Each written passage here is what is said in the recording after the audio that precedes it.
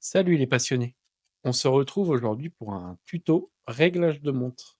À l'aide d'un chronocomparateur, on va pouvoir vérifier l'avancée et le retard du mouvement, ainsi que son amplitude et d'autres données que nous verrons ultérieurement. Nous allons faire ça à l'aide d'un 6497, mouvement de montre de poche suisse. Avec le porte-piton, nous allons pouvoir régler le repère, puis avec la raquette, régler l'avance et le retard. Ici, nous avons le spiral, puis la serge du balancier et enfin le contre-pivot.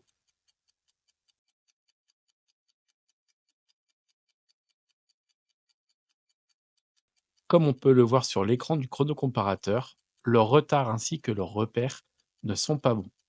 À l'aide d'une bruxelle, je vais venir pousser le porte-piton ainsi que la raqueterie pour effectuer un réglage.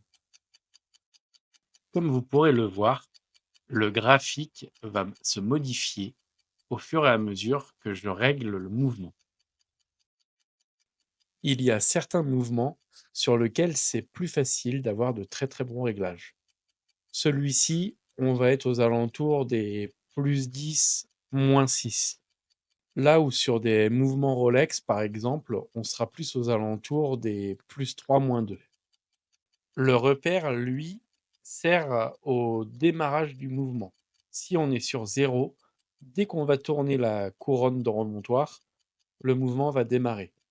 Plus on va être à 0,1, 0,2, 0,3 et plus on va monter, plus le mécanisme va mettre du temps à démarrer. Il y a également d'autres systèmes de réglage comme le col de cygne ou le système Microstella. Je ferai des vidéos là-dessus une prochaine fois. Voilà pour aujourd'hui.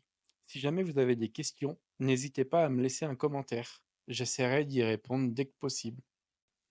J'espère que cette vidéo vous a plu. À bientôt pour un prochain tuto. Et surtout, n'hésitez pas à liker et n'oubliez pas de vous abonner.